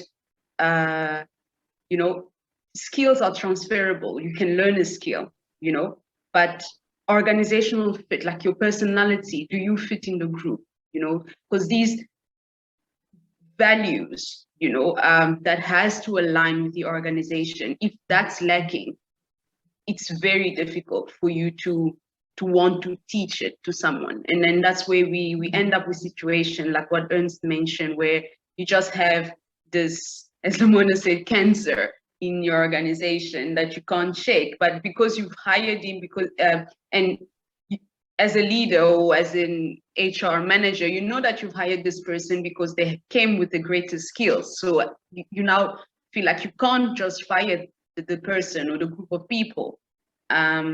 Whilst if you had first focused on ensuring that the person that you are bringing into your organization is fitting with your organizational culture, you aren't going to face that situation in the first place. So that's what I had to say. So I'll just let the other people ask the questions before I ask my own. So I see that Kosana has also a contribution he would like to make. Yes, Janko. This issue will open another can of worms, so to say. I think I'm going to align myself with Lamona there, because at the end of the day, many organizations have started with this issue bottom up. And the bottom up, you find that as you reach the middle, there is no synergy between the top and the bottom, because the top is taking it to a different direction. And here one would have to propose probably certain, proposals to put in place, because an organizational culture will also be determined by the values and the norms that you have in that particular organization. And you also look into the situation of the leader. And Lamona has just, hit it on the nail to say that, if your leader is not a person who would be bold enough to say, this is our culture in this institution, there is no entitlement. In our world, we talk about this word entitlement, where people think that they're entitled and you can't tell them what to do because of their entitlement. And these are the situations that actually makes this working space to be so toxic enough that you can't even say a word in a very safe space. Then it affects you psychologically. Therefore, I would wish that, this issue, probably in the near future, within the humanistic network, that we can begin to deal with it, because at the end of the day, it creates so many pandemoniums, up to a level where you have dysfunctional teams at the end of the day. Thank you. Thank you, Kosana. I see Peter has switched his camera on. He is raising and waving his hand. Peter, I'm going to see if can you unmute yourself? Can I unmute you? Let's just quickly see. I'm asking. You should get a prompt. There we go. Can you hear me? Yeah. Yes, we can. Okay. How are you? I'm just trying to make a comment. It was a great session. I'm teaching presently organizational behavior in Poland, and I compare to some classes and also my experience for over 15 years in Canada. Of course, everyone knows Canada is a multicultural nation. Poland, it's becoming more culturally diverse, and my job, job or research and teaching, is to help students become more aware of that difference. For example, if the people now coming from different European countries here become their managers. So we have banks, international banks like you all have in Warsaw, and people have to adjust that their manager, for example, is an expert, IT expert from Asia. So that manager of that manager could be someone from nothing wrong with that, but there are different leadership styles between cultures, between continents, and of course people bring different history, and also they have very much unique experiences of being in Poland. So some people, for example, say that Poland is too expensive and Warsaw is expensive. So in fact, they are really thinking, they have a big challenges with to support themselves with what they make, and they came here to lead the team. I think all it comes down in management and leadership to what we believe in. So the dignity first. It's whether you manage or you work for someone or you lead, if you support, you need to really take a genuine care of that person, and the same comes for leader to the person that he is supporting, but also the person, the team has to support the leader, because this is not the one-way street. I see it, of course, my experience is also corporate experience from Chrysler Canada, from Daimler Chrysler, for when the companies were merged, and teaching in many fine schools. But in fact, what I learned through my life experience, being in Germany, Canada, Poland, and a couple other countries, that you need to be open to new ideas and open to learn.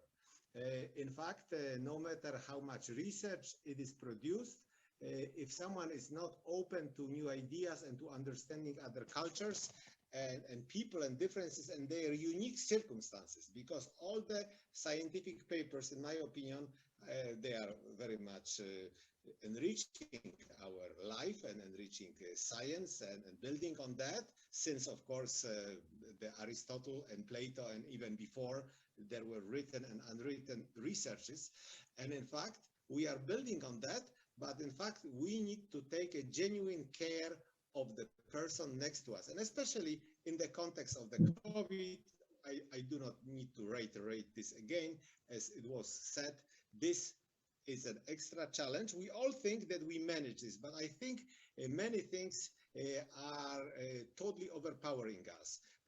For example, this bringing home work. We don't even know where home and work is.